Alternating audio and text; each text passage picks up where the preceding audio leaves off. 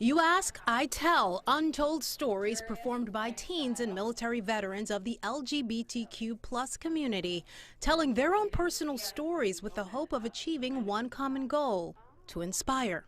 I can't feel my body when my identity split. For the first time, the Brooklyn Public Library is teaming up with the Veterans Voices program at Poetic Theater Productions, working with teens for the 8-week storytelling workshop. There's still a lot of internalized repression, internalized shame associated with being gay or being queer and being in the military.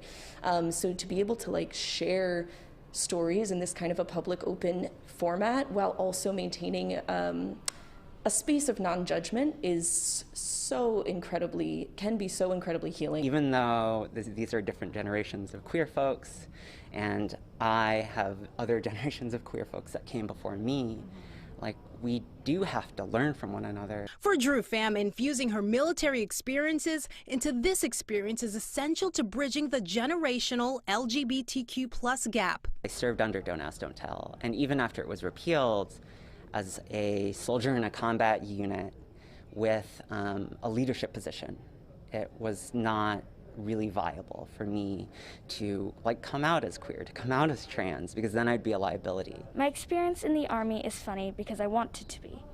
Because if I don't act like it's funny, it just becomes painful. And for 13-year-old Moth Birch, the program has been both educational and personal.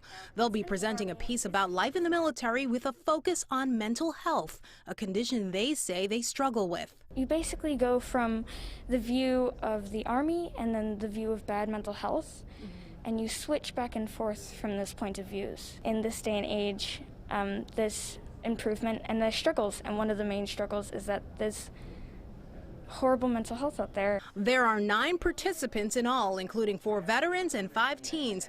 Each will perform poems about their struggle with the hopes of shedding light on an important subject matter while encouraging others to be themselves. I think a lot of time teens feel less than or dismissed because they're not adults yet, and to be able to really value them as powerful voices throughout this process has been really important to us. The performances are scheduled for Tuesday, July 5th. It begins at 5:30 and is open to the public. In Brooklyn, I'm Stacey N. Gooden, Pix 11 News.